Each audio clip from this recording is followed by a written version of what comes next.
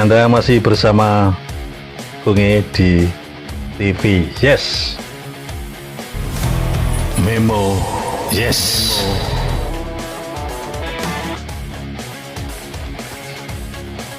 Euforia gemergah rame-rame pelantikan DPR. Para artis banyak yang masuk di Senayan sana dan para elit saling adu jotos untuk memperebutkan ketua, baik ketua fraksi atau ketua komisi atau ketua wakil ketua atau ketua DPD. Yang jelas saat seperti ini ramai banget terjadi di Senayan sana.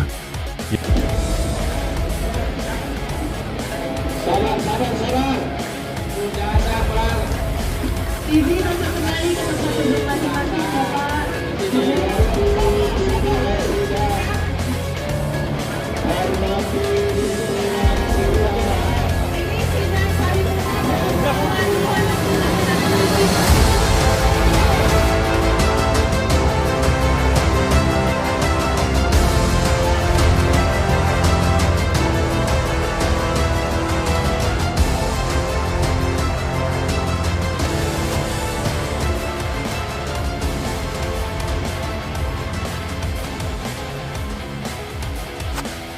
Biarkan aja orang kecil di bawah ini ngerti ini sing penting apik aman, rame-rame terus ngunuhi tingkat kepercayaan masyarakat kecil pada para elit politik semakin memudar. Ingat bahwa apa yang di atas sana, tingkah laku dan perbuatan Anda selalu dinilai oleh masyarakat di bawah. Dan ingat, Anda jadi orang besar itu karena rakyat kecil seperti ini. Yang bayar Anda besar itu orang kecil, orang-orang yang bayar pajak seperti ini. Jadi mohon, tingkah laku yang sering adu jotos di sidang sana memperebutkan posisi kecil. Kalau memperebutkan hak ideologi, memperebutkan aspirasi rakyat banyak, setuju. Tapi memperebutkan ketua kecil. Baik, itu di tingkat legislatif. Sedangkan di eksekutif ini Prabowo dan Gibran, presiden dan wakil presiden terpilih, sudah melakukan konsep, sudah mengkonsep nama-nama menteri, nama-nama pejabat pembantu-pembantunya. Jadi banyak tokoh-tokoh dulu yang sudah berbakti pada Prabowo Gibran ini ya otomatis enak yang dijadikan menteri, enak yang dijadikan ABC, macam-macam lah. Nah, di luar dugaan ada 3 orang penting di negeri ini yang menolak jabatan ketika ditawari oleh Prabowo. Menarik sekali ini menurut saya. Karena apa? Ketiganya tersebut ada satu yang menjadi buah bibir saya dulu, bukan buah bibir saja, tapi ngetren, ngepop, popularitasnya luar biasa. Seperti 3 orang ini diantaranya, sama dia, ingat ini. Yang pertama adalah Luhut Binsar Panjaitan. Iya, bekas Menko, bekas Menko Maritim. Itu saat ini ketika ditawari lagi sama Prabowo untuk menduduki di kementerian, menolak. Ya, karena alasannya Pak LBT ini, Luhut Binsar Panjaitan, LBP ini relevan juga alasannya. Kalau jadi duduk di kementerian, Pak Luhut ini enggak mau, tapi kalau menjadi penasihat presiden dia mau. Karena apa? Karena dirasa dia sudah saatnya dan cukup. Apa yang disampaikan Pak Luhut ini, bahwa program-program Jokowi sebelumnya sudah cukup. Jokowi Ma'ruf sudah cukup, tinggal meneruskan aja ke Prabowo Gibran. Makanya dia tidak mau menjadi di kementerian lagi. Dia lebih suka kalau menjadi Dewan Timpres, Dewan Pertimbangan Presiden. Itu kata Pak Luhut Binsar Panjaitan, atau dikenal dengan Opung Luhut. Salut. Apapun alasannya, tetap baik. Karena apa? Selain faktor usia sudah menua banget, pantas kalau Pak Luhut menjadi One Team Press. Kalau jadi menteri lagi, golek sing malah. Gitu. Kemudian yang kedua, adiknya Prabowo sendiri, yaitu Hasyim Joyadikusumo. Ketika ditawari jadi menteri ya tidak mau dia. Karena apa? Dia lebih suka berfokus di luar kementerian. Ya mungkin Pak Hasyim ini pebisnis yang luar biasa, pebisnis internasional. Jadi nek wong bisnis kemudian jadi menteri rugi. Bayar ini menteri berat, ini pebisnis. Itu menurut Pak Hasyim Joyadikusumo, adik dari Prabowo presiden terpilih. Saat ini menduduki sebagai wakil ketua DPP Gerindra. Wah, ternyata banyak yang ingin jadi menteri, ono sing nolak juga ya. Berbagai cara dan berbagai alasan, dan alasannya relevan sekali. Kalau Pak Luhut tadi sudah senior, waktu dia mandito.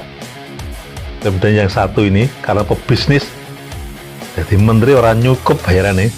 Kalau bisnis akeh bisnis ya daripada menterinya. Begitu kira-kira. Kemudian yang ketiga, yang terakhir, yaitu Khofifah Indar Parawangsa, mantan Gubernur Jawa Timur. Ini jauh hari sebelumnya sudah ditawari sama Pak Prabowo, harus balik jadi menteri lagi. Namun Khofifah menolak, dia lebih fokus ingin jadi gubernur yang kedua kali di Jawa Timur. Ya, tidak tahu alasannya apa, cukup gitu. Jadi kalau Khofifah mantan gubernur Jawa Timur ini, alasnya di Pak Prabowo menolak jadi menteri lagi itu karena dia ingin berfokus pada membangun Jawa Timur. Salut lah. Meski ketika jadi gubernur di Jawa Timur, Khofifah prestasinya landai-landai saja, tidak ada yang menonjol, yang apa itu tidak ada, biasa-biasa saja prestasi dari gubernur Jawa Timur ini, Khofifah ini. Ya mungkin dari alasan ini, karena di gubernur prestasinya belum menonjol, ingin fokus lebih membesarkan Jawa Timur gitu, mungkin. Inilah Khofifah Indar Parawangsa. Nah, dari ketiga tokoh tersebut menolak menjadi menteri tersebut, padahal banyak yang ingin menjadi menteri sampai gontok-gontokan.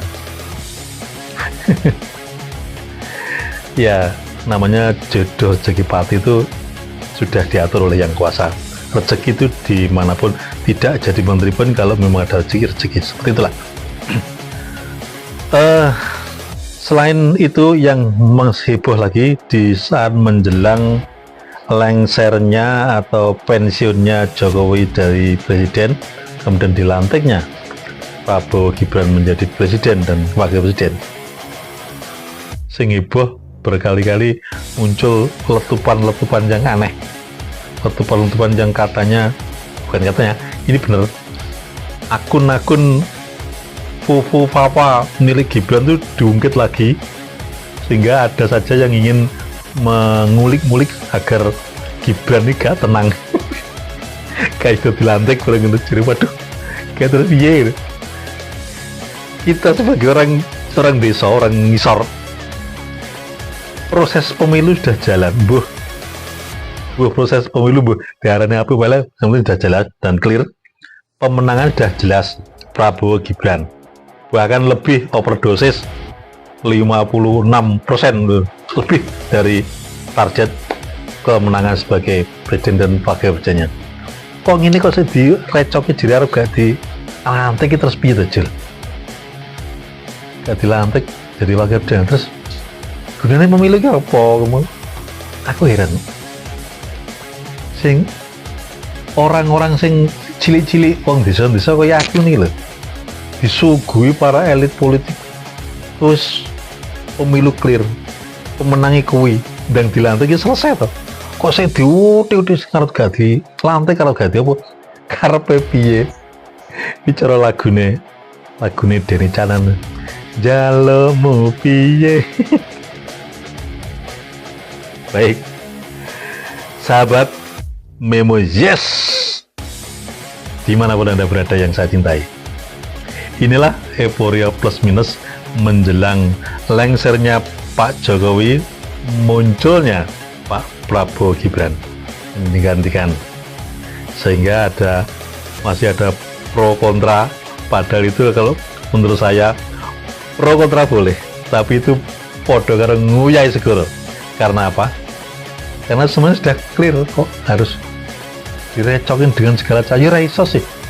Ada isu lagi bahwa Gibran tidak jadi dilantik, digantikan Puan. Lucu ini. Ya semuanya serba mungkin, kemungkinan ada, tapi logikanya secara konstitusional jelas jauh lah. Apalagi sekarang Puan Maharani sudah kembali lagi menjadi ketua DPR RI. Isunya kemarin seminggu yang lalu, ketika Prabowo bertemu dengan Megawati, ada satu komitmen Puan akan dilantik menjadi wakil presiden, mendampingi Prabowo presidennya. Nanti aku tunggu ya wong dhuwur lho nek ngapusin ngawone wong cili-cili kok ya enak carane. Wes dadi wong desa kaya aku, sing penting negarane nyaman, aman. Di era pemerintahan Pak Prabowo nanti, harapan kami semuanya akan normal saja, baik-baik saja. Semoga BBM turun. Nah, ini hari ini turun. Mulai bulan Oktober ini ada penurunan BBM. Salut. Mbok ngopo sing dinaik ini, tapi sing jelas BBM turun. Bagus. Kemudian lagi semoga harga sembako juga bisa menurun, tapi harga produksi petani semoga naik menjelang tinggi. Karena apa? Biaya produksi petani tinggi, kalau enggak hasil produksi, kalau enggak laku tinggi, petani sing rugi. Sahabat TV Yes, dimanapun Anda berada, kita tetap kawal proses demokrasi ala wong desa, ala Memo Yes. Jangan lupa bahagia bersama gue, dan tetap NKRI harga mati. Siap.